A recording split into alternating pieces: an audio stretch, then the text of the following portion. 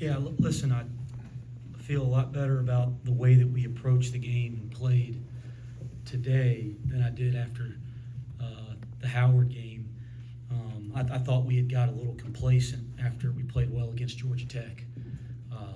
And this group's such a good group of guys that are they want to be about the right stuff, that it wasn't like they were, didn't want to practice or anything, but I think they kind of felt like we got it now. We're good. And I think that's the kind of attitude in basketball, that when you get that attitude, you're not going to be any good. And we learned that lesson. I hope we learned that lesson in D.C. last week.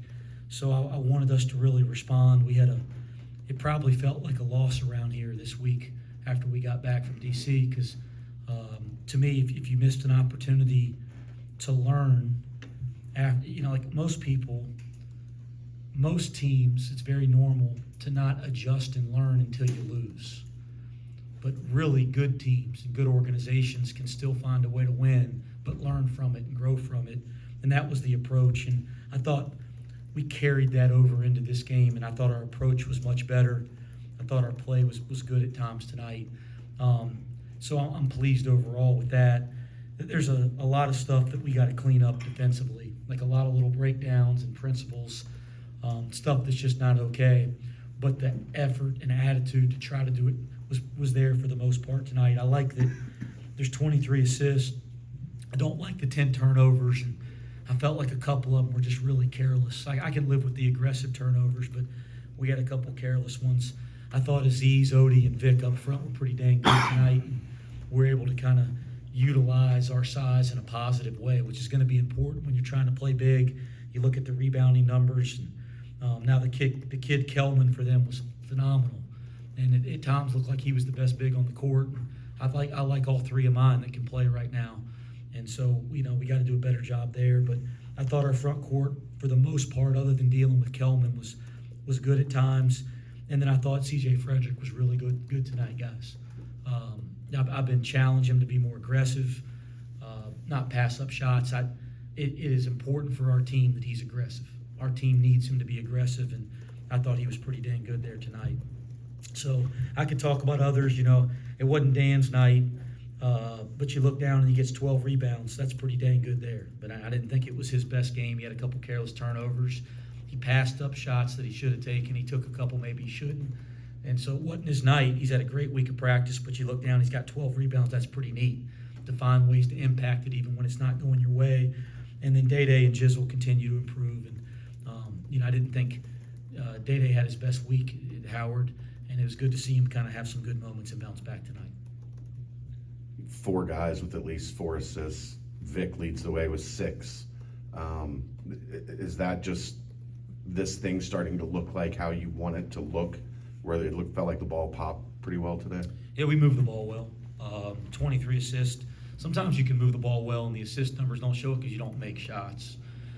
But we moved it well tonight and we were able to make some shots. So I thought the ball popped. I don't know. I don't look at it maybe the way you do. We've been encouraging ball movement. It's got to be a strength of this team. We did some nice things there tonight. It's not where it needs to be yet. We're, again, a little too careless, and it can continue to get better. But there was some good moments with ball movement for sure. Big rebounding performance team-wise. There's probably going to be very few games that Aziz only gets 1 rebound, but obviously he's doing a lot of other things out there.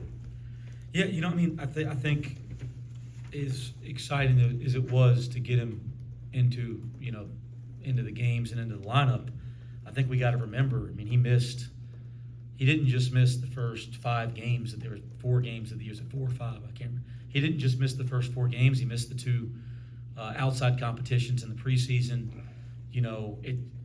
As much as we were trying, and we're still doing this with Jamil, trying to make sure that they're ready for games. You can only do so much to get somebody ready when they can't play, and they're not a part of your preparation the same way because they can't play. It's going to take him some time to get where we need him to get, and it's going to take our team some time to adjust to putting him into our team, figuring out rotations and, the right stuff to run when certain rotations or groups are in the game, and how our defense works. It's almost like you're starting over, from the preseason again when you add a player like him. And so it's going to take a little time, and I think to try to look too far into how good or bad he's playing right now would be unfair.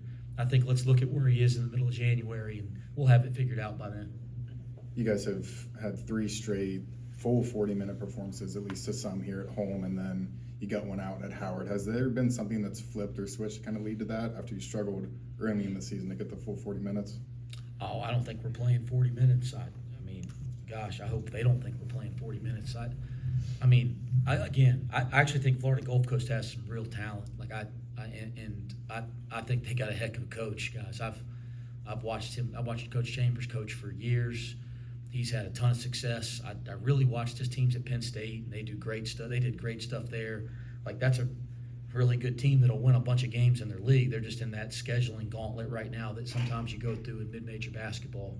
But I'm saying that because obviously we win a game by this kind of a margin. We had to play well because I have respect for their team. But I mean, they shoot 50-something% in the second half. 50-something from 3. I haven't even looked at it yet, but it ain't good. They had their way in transition a couple times with some threes. 55 really got going. I like the big kid was kicking our butt, so I didn't think we put it together at all for 40. But we're trying to, and we're going to keep working to do that. And if we ever do put it together for 40, we're going to try to keep working to do it again. So we'll never arrive. You win big today, minus CMOS. Do you assume he'll be okay for Saturday?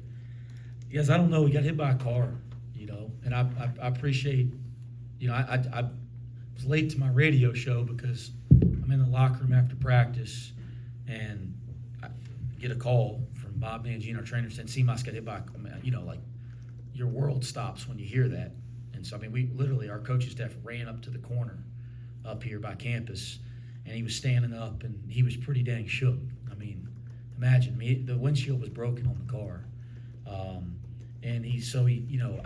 It's not serious. The doctors have said it's not serious, but he's hurting. Like, his body hurts. He tried to practice the last 2 days, couldn't do it. We told him, let us know how you feel today. He didn't feel any better today. So I don't know is the answer. I don't think that he's out for any significant amount of time, but it's a day-to-day thing or week-to-week thing. I don't really know, but that's a pretty wild deal. Guy gets hit by a car. It's not just the physical, but the mental toll there. So I'm just really glad that it wasn't more serious. Florida Gulf Coast only shot 3 free throws. The team you play next relies on getting to the line. Where is your team at in terms of not fouling, not giving away free opportunities? Did you feel, obviously only 3 free throws, I have to feel good about it today. Yeah, I haven't had a chance to watch Xavier yet. I've obviously seen some games here and there, but I haven't had a chance to dive into the scouting report. They're asking about it on the radio. I was giving Mo a hard time. We just finished the game. I haven't finished media yet. I have not focused on the Xavier game. So I'll give you the scouting report. You're going to Centos. They're going to shoot a lot of free throws. So, as I told the guys in the locker room, it's really neat. The crosstown shootout's really neat. I've been fortunate to experience it for 2 years. The week you can feel it in this community. The community gets into the game. It builds up all week. It's really cool. We got to make sure that we just keep getting better every day and that we don't get complacent. And when Saturday gets here, that'll be a great opportunity for our team. As far as defending, we're trying to defend aggressively without fouling and have good defensive discipline around the basket. That was a major emphasis against this Florida Gulf Coast team. They had a couple guys that can really shoot the ball, so we knew we'd be getting them off the line. And then all of their big guys really try to get angles around the basket. So it was a big emphasis to try to stay down and not foul. And you look at the numbers tonight, and it looks like we did a decent job of that. We also made them make a bunch of, I thought, 5 to 10 footers over the top, which, they made more than I wanted them to. But I think that was a goal in tonight's game. So I haven't had a chance to dive into Xavier's team yet and how we're going to defend them, but that is important pretty much every night we play, to play aggressive defense without fouling. I think there was 55 fouls Friday night at that place. At their last game. Yeah. Well, we'll get through grading this one, and we'll start preparing for the next one. Looks like we saw a few possessions of zone. Is that something that's just added to the mix now that Aziz is in the fold, or is it kind of matchup specific? We always have a zone in. You know, like I would imagine every team in the country has a zone in. My assistants give me a hard time. We work on it in the preseason that I'll never play it. So part of it, I just wanted to prove to them I'll damn play it. I'm not afraid to play it because they think I hate zone, and I don't hate zone. I really don't. What I hate is losing. So whatever we got to do to find a way to win, we'll do. And I just I really believe in like a man-to-man, mentality and approach, and that's how you teach how to play defense. But we have curveballs defensively that we work on all the time. We just haven't felt like there's been a lot of reasons to throw them out there in the first part of the season. But yeah, we have some zones and we have some other things we can do defensively. We just haven't done a lot to date. But I imagine with what's ahead of us on our schedule, we're going to have to do some different things defensively for sure. Career high 6 assists for Vic tonight. Has that part of his game really blossomed that you're seeing in practice just over the last kind of 3 months as he's developed? And what does that give you guys when he can find that outlet on the other side of the court for an open corner three and just being able to get a third or fourth kind of playmaker on the floor at all times? His line was terrific, right? I thought he was great. And I thought defensively he was really good guarding the 4 position a lot tonight, which is going to be a key to our team, that him and Odie can guard both positions in the front court, which Odie's done that consistently. Vic is done that at times, but not consistently, and he worked pretty hard the last 2 days in practice, and I thought he had some good defensive possessions, but his ability to make the right decision with the ball, I think is what you're talking about. He's always had a really natural feel for where the ball should go and how offense should work. I think the fundamentals of how to deliver it have been the thing he's had to improve. He's worked really hard on that the last 2 years, and it's kind of continually gotten better. It's not kind of like an aha thing, but he's always kind of known that guy's open. He knows when the ball's supposed to get there. He has good feel offensively and timing. Sometimes his fundamentals kept him from delivering the pass. Now he's starting to get a little more fundamentally sound. One more? You guys beat Georgia Tech by 35, and then Georgia Tech goes and beats Duke. Does that show you what you guys can be, or is that just kind of showing how much parity there is in college basketball as a whole? Yeah, you can't play that game, right? I mean, gosh, you start playing that game in college basketball this time, you go crazy. I just think it just shows you that the 2 things. There's a ton of parity. You got the transfer portal and so many older players, and coaching is great everywhere. It's hard to get a Division I job, so the guys that have usually know what the heck they're doing. And then the other thing is the way the game is played now with the 3-point shot. Not just that we have the 3-point shot, but the emphasis on it and all the analytics. It's such an equalizer. So you're going to see, I've said this to our staff for years, you're going to see crazy swings over the course of the college basketball season now that you would never have seen 15 years ago because of all those factors combined.